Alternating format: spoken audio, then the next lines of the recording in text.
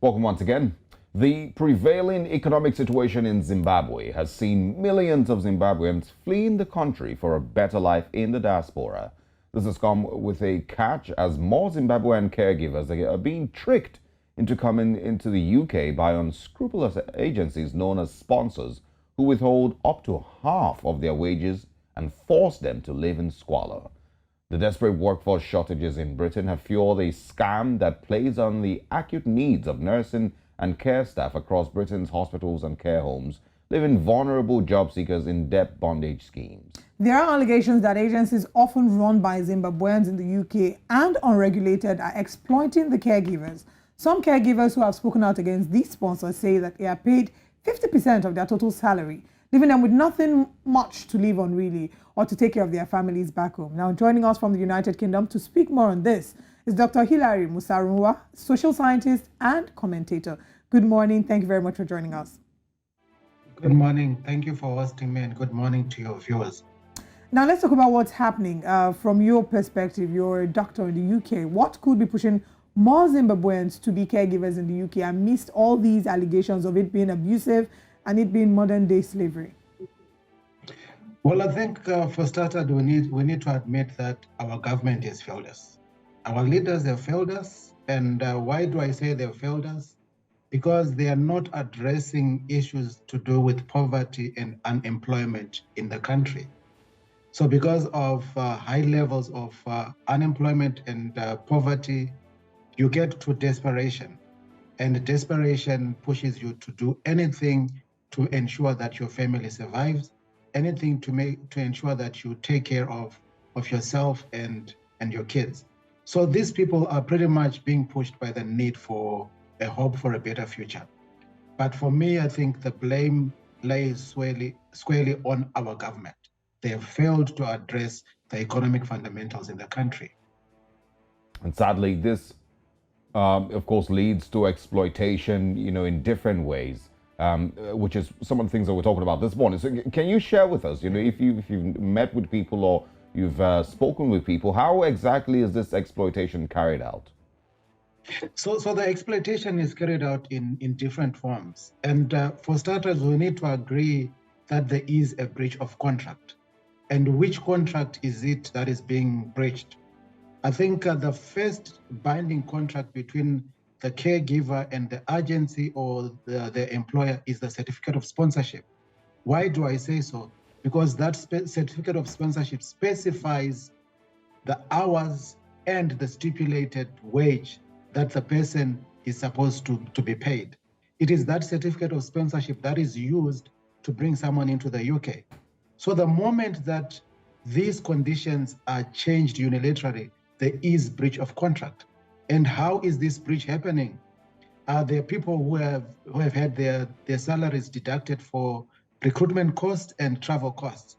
So an agent says that we recruited you, we paid for your costs, we paid for your visa fees, we paid for your travel costs. So we need to recoup those. People are also now working reduced hours, so there is no guaranteed hours when you land for some people. But then you have a certificate of sponsorship which says that so-and-so is going to work a minimum of 35 hours per week. And when you get there, there's no guaranteed placement. And then there are people who are also being asked to buy a car to go around and do their care work. Well, that is akin to asking me to come to work with a desk, because as an employer, you are supposed to provide the desk, you are supposed to provide the equipment. So if the car is one of the things that I need to be doing my day-to-day duty, then you need to ensure that there is a car.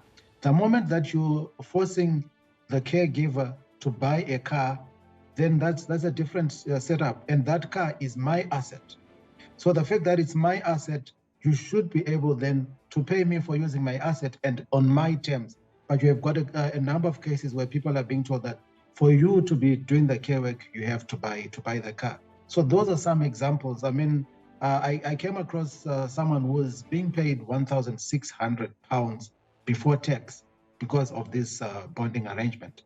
And that, like you said, is modern day slavery.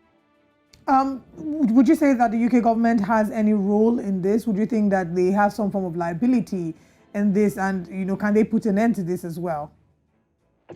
Well, I think the government does have a role, and the role that they can play is sensitization, and also I think I wouldn't want to leave it squarely on the government to deal with this, but I think it's also on the individual and on media houses like yourselves. I'm glad we're having this conversation, and I'm glad that platforms like yourself can be able to share information on what needs to be done, because there is already existing laws and structures in the UK that govern around modern slavery. So you've got the Modern Slavery Act of 2015. The government of UK has a web page where it provides recommendations on how to solve work disputes. Then you also have bodies like the Advisory and Conciliation and Arbitration Service, ACAS, which also helps. So the thing is, people are being taken advantage of given the background of where they're coming from. People are coming from a community or a society where you are not used to being a member of an active union. So the other thing is, people should unionize, they should join unions. But on the other hand, it's also the way you came into the country. A number of people are coming in through relationships. So either the person who has recruited them or the person who has linked them with an agent is a relative. And when you want to now raise a dispute using the existing channels, there are challenges in terms of you cannot report your relative, or there's fear that once you take your employer to court, or once you raise a dispute against your employer, you're going to be fired, because this is what has been the norm in countries like Zimbabwe. But people need to know that they are now in a different jurisdiction. They are in a country where labor laws really act. They're in a country where there is protection of the employee. So in such cases, make use of existing laws, and you should be protected, and your work is more guaranteed. Absolutely, and I think also, most importantly, the Zimbabwean government needs to do what it can to give its citizens a better, life. Thank you very much for your time this morning. We would love to speak with you again, and we hope that some of these people in this, critical situations, or these situations are sorted, and these agencies also, need to ask questions. Thanks once again for joining us. Thank you for that time. All right. And of course, Breakfast Central continues, but of course, we're going into the world of sports next, and that's looking to be very, very exciting. That comes up next.